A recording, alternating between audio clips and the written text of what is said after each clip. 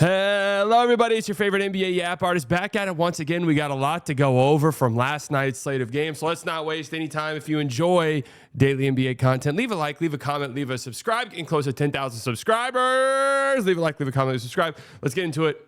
Let's take a sip of coffee. Espresso. Wow.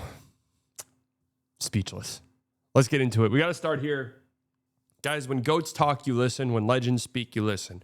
And legends were speaking last night in multiple different ways. Dirk Nowitzki obviously works for Amazon now, and he had a lot to say before the game started last night about Nico Harrison's firing earlier in the week.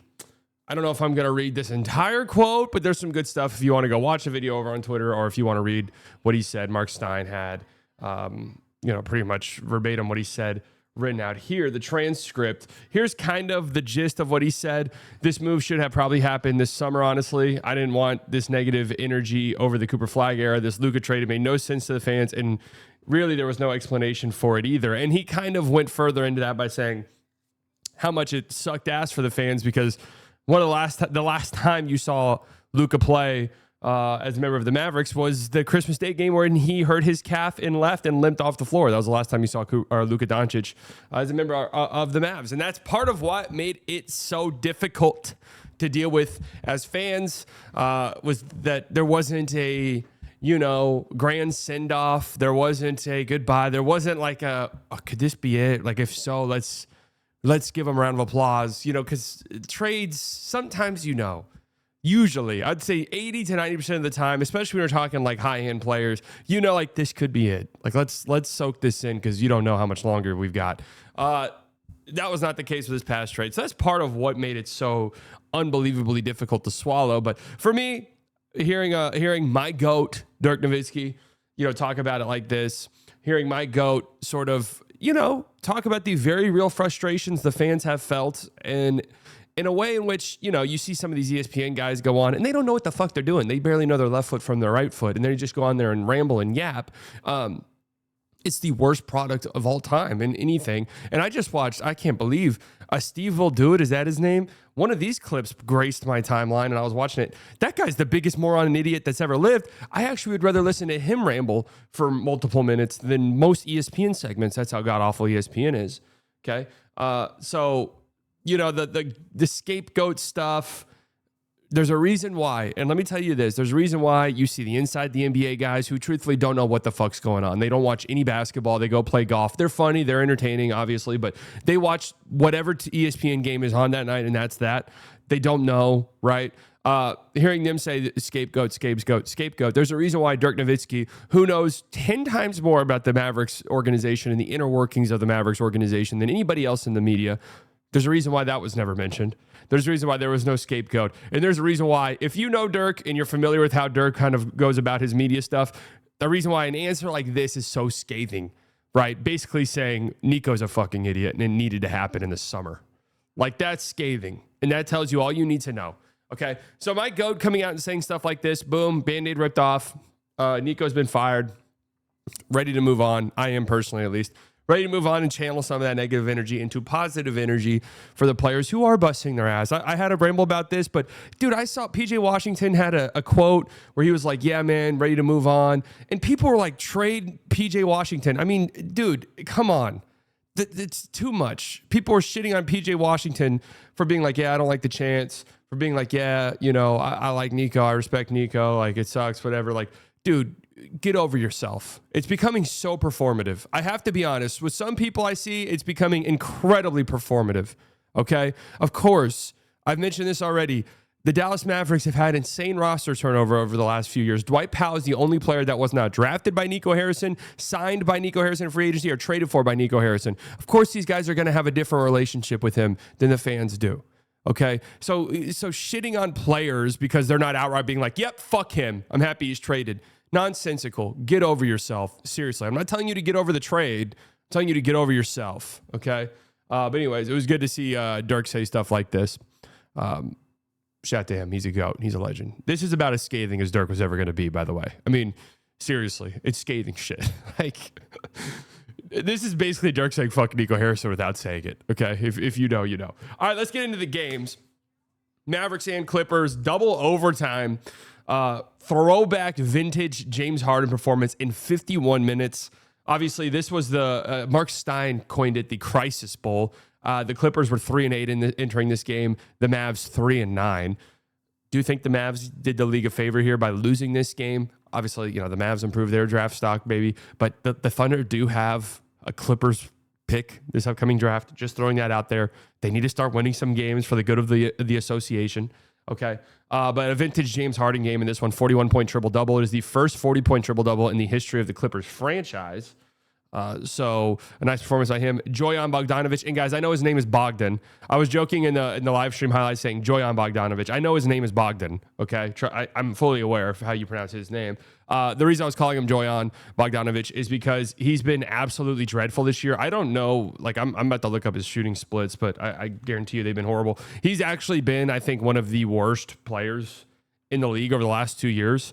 He did shoot 42% from three with the Clippers last year. That's right. He's up to 40% from three this year. I guess in 6 games, a 5 of 8 night is pretty good. But he's really been struggling this season and found his joy against the Mavericks, as many players seem to do. But interesting game. The Mavericks are just not a very good team, unfortunately. With PJ Washington out, they are missing their 3 best players. Dirk Lively on a minute restriction. That means your 4 best players are either out or on a minute restriction. I'm going to throw that excuse out there, just being real with you. It is kind of frustrating watching Cooper Flag go huge stretches of game time without touching a ball. But he did get it a bunch in overtime. He did miss a shot in the fourth quarter overtime periods, which is nice. A lot of D'Angelo Russell in this game. But really, the story was this James Harden vintage performance. I don't know if you feel good about this if you're a Clippers fan. This Mavericks team is a teeny tiny bit better than their record might indicate. They're the 4th best defense in the league so far. I was going back and looking. Only 2 other teams have a negative net rating in the top 20 defenses. They're the 4th best. And only 2. They're the only one like the top 17 that have a negative net that has a negative net rating. Just speaks to how awful their offense is. But they're a little bit better than their record indicates. I do believe that. But and Harden had to pop off, and he was hitting some shots late in this game, and he was hitting some buckets late that you just got to tip your cap. Was this the overtime one when they were down 1 and Harden hits a overtime, 35 seconds left. Mavs up by a point. Harden, 30 feet. Bomb. That's just a massive shot. He hit some big buckets. There's some good defense. Like this right here. This is good defense right here by Cooper Flag. And Cooper Flag's been a fantastic defensive player so far this season, as advertised defensively. Harden misses this shot, but the Mavs did play some good defense last night. It was just some real tough legendary. When legends speak, you listen. Legendary stuff from James Harden. Again, Cooper Flag, 5 for 5 in the fourth quarter and 2 overtimes. Only 13 shots. That's got to go. The reality is, I know people want this world. I know most Mavs fans now, and I'm throwing me into that mix because they're 3-10, and I think the season's just chalked. But you might as well just focus on development moving forward, getting assets where you can. I'm not full fire sale just because I understand that means maybe not getting great returns on certain guys, but I am let's get assets where we can, right? And let's let Cooper Flag run the show. The problem is the players don't want to do that yet. You know what I mean? The players don't want to do that yet. So you are going to have D'Lo taking 20 shots, Najee Marshall taking 18 shots. They're trying to win games. They're not worried about the development of an 18-year-old guy. So until then, this is probably what you'll see. But it's good to see Coop be assertive and aggressive in the overtime of this game. And he had some clutch shots, posting up Nicholas Batum, going to work on Harden in the post. This is stuff. His post ups have been very encouraging. It shows me that there is go-to stuff in his bag offensively, and I think we'll see that start to really reveal itself over time. Crazy game last night. The Warriors beat the Spurs 109-108. Grandpap Steph Curry, when legends speak, you better listen. 49 points. He becomes the oldest player ever to have back-to-back 46-plus point games is what I saw. I know it says he is now one of 2 players in NBA history to record back-to-back games of 45-plus points after turning 35 years old, but I think he's the only one to have 46-plus. Getting into semantics with that shit. MJ was the other one on the Wizards. But, Steph Curry was phenomenal last night. Obviously, some of these threes over Wemby are just insane. Especially there's like alternate camera angles of this, like photos from the opposite baseline, where it's just, how did he get this shot off? There's just no one will ever be Steph Curry. I know we say Steph Curry ruined the game because of three-point shooting. Old heads say that. Because of three-point shooting, now everyone's shooting threes. Nobody will ever be Steph Curry. It's the most absurd thing I've ever seen. His finishing, the shooting, his ability to take over games. I do think we are at that phase of Steph's career where you still have games like these, right? But there might be a week or two stretch here and there where it's just not great, and you're kind of left being like, ooh, are we kind of at the end of Steph? But I think that's kind of what his older age drop-off looks like, if that makes sense. Still able to tap into 40-plus point performances on a night-to-night basis, still incredibly valuable, still one of the most important players in the league just because of the spacing he provides. But the shooting, maybe the finishing, all of this stuff could maybe like wane from game to game. But yeah, I mean, when he's like this, they're still, even though I think they do have flaws as a roster, they're still one of the more difficult teams in the league to beat. When he plays like this, they could beat anybody. So yeah, what a performance by Steph Curry. What a performance by even Draymond. I know we have this from Draymond, Victor Wembanyama, Draymond getting into it, and then Wemby dunking over him. Now, this play didn't count. The foul was before the dunk, but then Wemby getting right into it with Draymond. Yeah! Oh, I love this shit. Wemby's got a lot of fuck you in his game. A ton. And that's what makes me very excited about him moving forward. But Draymond, this little baseball series these two teams had, the Spurs and Warriors play 2 games against each other in a row.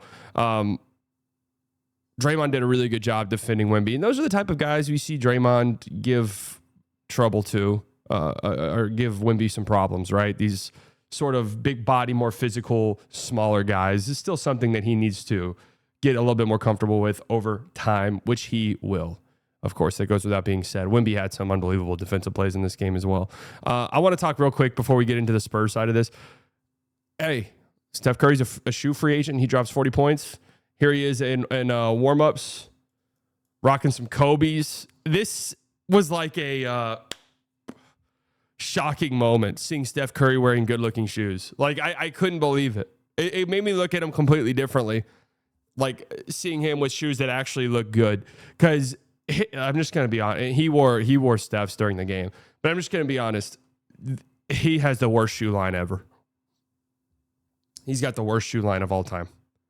I mean, I cannot lie to you. The Currys are so hideously ugly. So hideously ugly.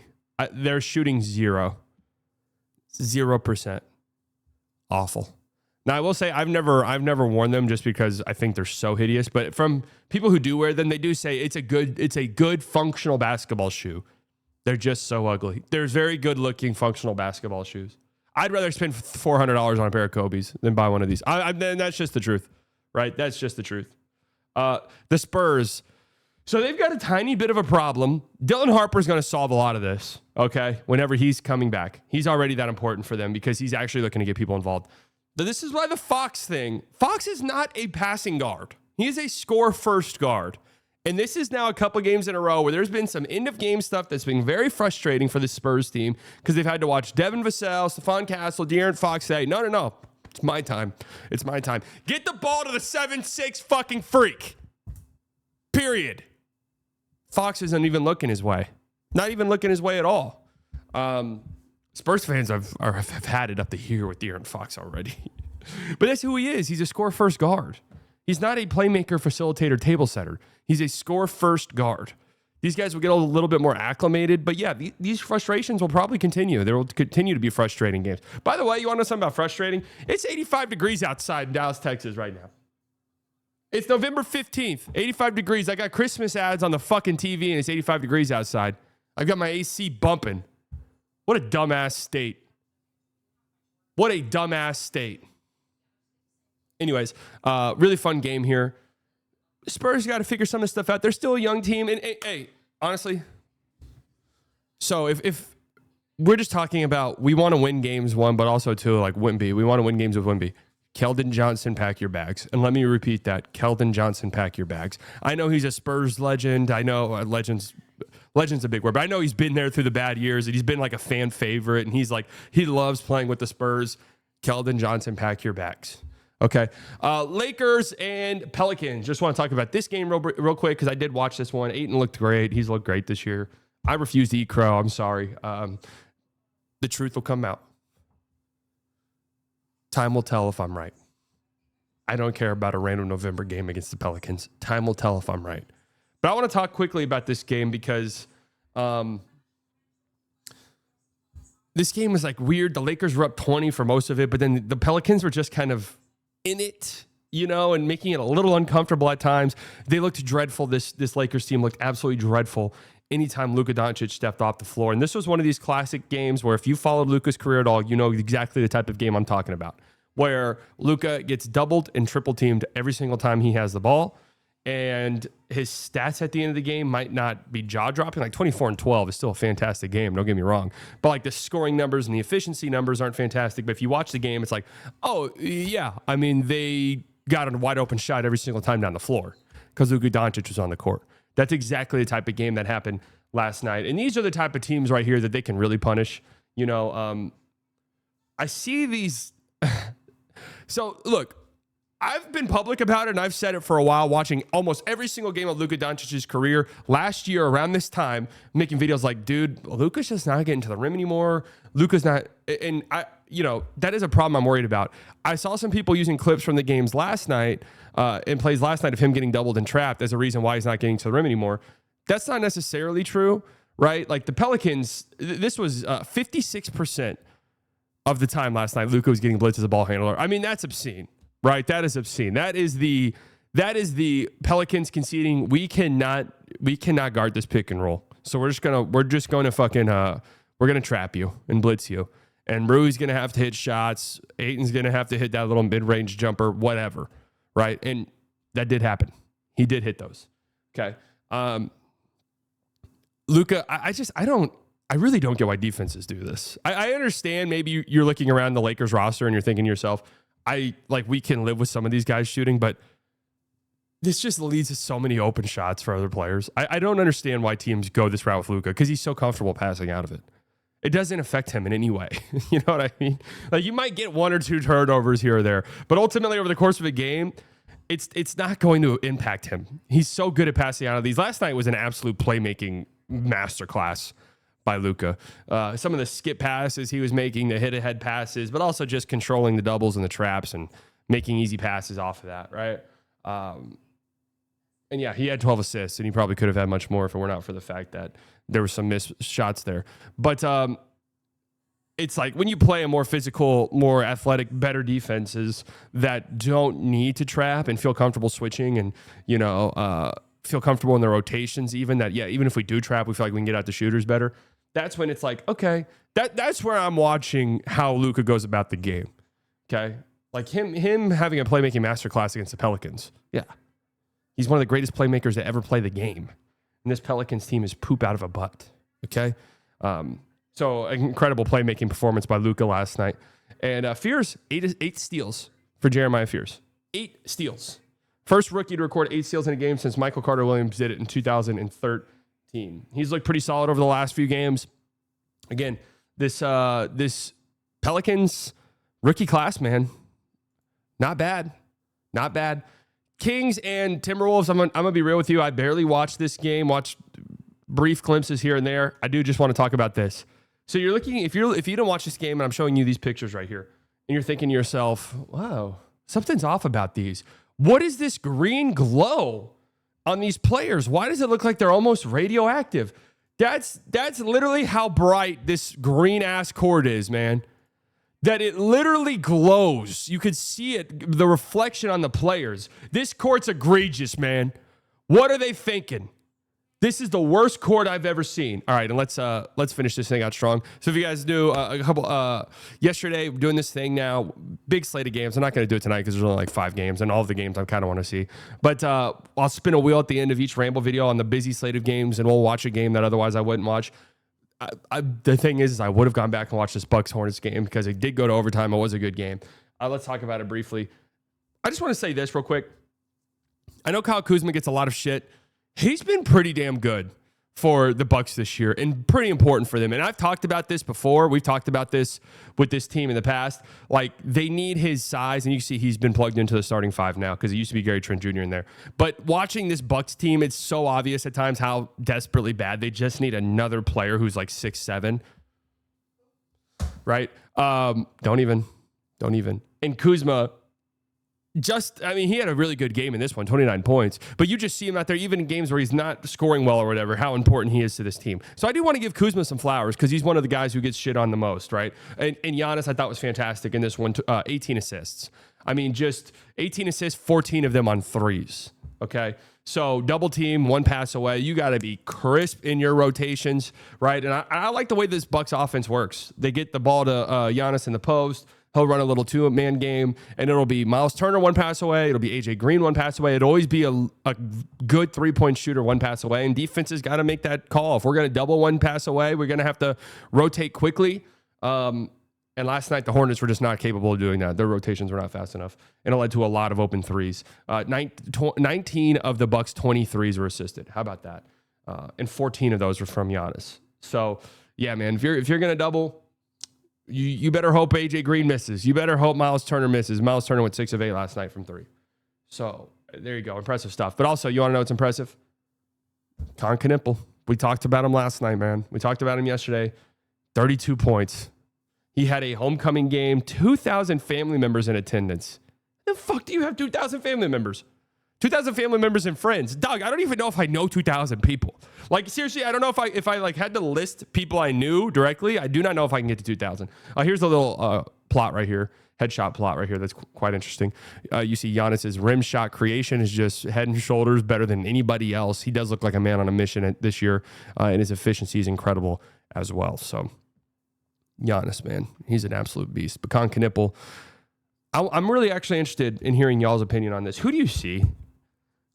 I see some people say Larry Bird. Larry Bird's probably a little much. I really can't help but shake Devin Booker. They play a lot similarly to me. I've seen people say Klay Thompson, like prime Klay Thompson, if you had a little bit more on-ball reps. I just think Klay was a much better defender than Knueppel is. And that's not like taking away from Con as a defender, because I think he's actually good as a defender. It's just Klay was really good as a defensive player. And I do think Con has a little bit more playmaking chops than Klay. That's why I'm saying Devin Booker. That's just what I see when I watch him. We'll see, obviously, as the season plays out, but look how comfortable he is with some of these shots. These are mid-ranges. These are threes. These are coming off of screens, coming off of handoffs. How comfortable he looks finishing at the rim. We might have to adjust his ceiling just a tiny bit. I'm kind of ready to get there, even though we're only 13 games into the season. This goes beyond like a hot shooting start. No offense, and people are going to... There's no saltiness here, right? VJ Edgecombe, that was a hot shooting start. If you watch those games, it was a lot of threes. I don't know if that was VJ's strength necessarily coming into this season, but he was red hot from 3. Khan's shooting very well from 3 as well, but he's just impacting the game in every single way imaginable. So we're going to have to start thinking about his ceiling a little bit differently here, I think. Anyways, let me know what you guys think. Bye-bye.